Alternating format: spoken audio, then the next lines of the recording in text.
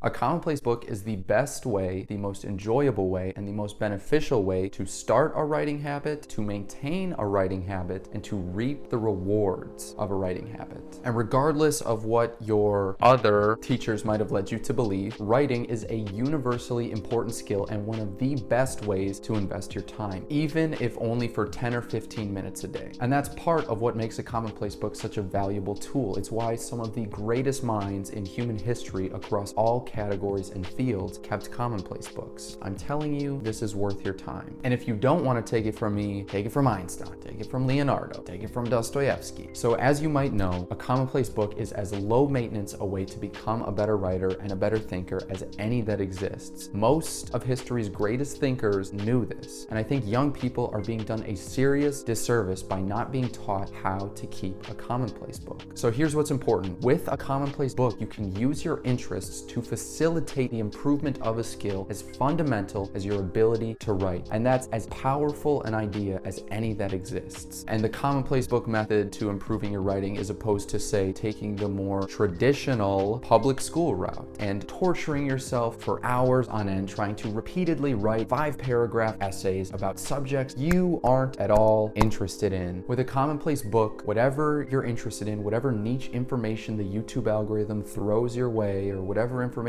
comes across your Twitter feed or you see in a documentary or in a book, whatever you're using to get your information, write down what most interests you, slap the date and time on it, and write about why you find it so interesting. Don't be too critical, just focus on getting the words out. And in a few days' time, reread it, look back at it, and analyze the idea further. And over time, these little writing exercises will add up. 10 or 15 minutes may not seem like a whole lot of time, but the value compounds. 10 minutes a day sustained for a year adds up to more than 60 hours of practice. So it doesn't require much time in the short term. And what's equally important is that by allowing our interests to guide us, a writing habit can be made even more sustainable. And writing is so important. I am always trying to communicate the importance and the value of writing to the undergraduates I teach at Johns Hopkins. I really believe writing is one of mankind's two most valuable intellectual tools. I think it's second only to reading, because look at things this way. Reading is how we can discover and incorporate new ideas in our life, regardless of the people we're surrounded by. To develop our ability to read is to develop our ability to learn from the written word. Writing, on the other hand, is a way to organize the ideas we are most interested in, both new and old. So reading's primary benefit is for incoming information. And the way I see it, writing's primary benefit is for outgoing information, for our communication skills and our thinking skills. Two things that we rely on heavily anytime we try to speak to another person. A commonplace book isn't just a tool for developing our ability to write. It helps to improve our ability to think, to communicate, to positively manipulate the world around us so that things are more likely to turn out better. And writing, as I see it, is a more sophisticated form of thinking. So please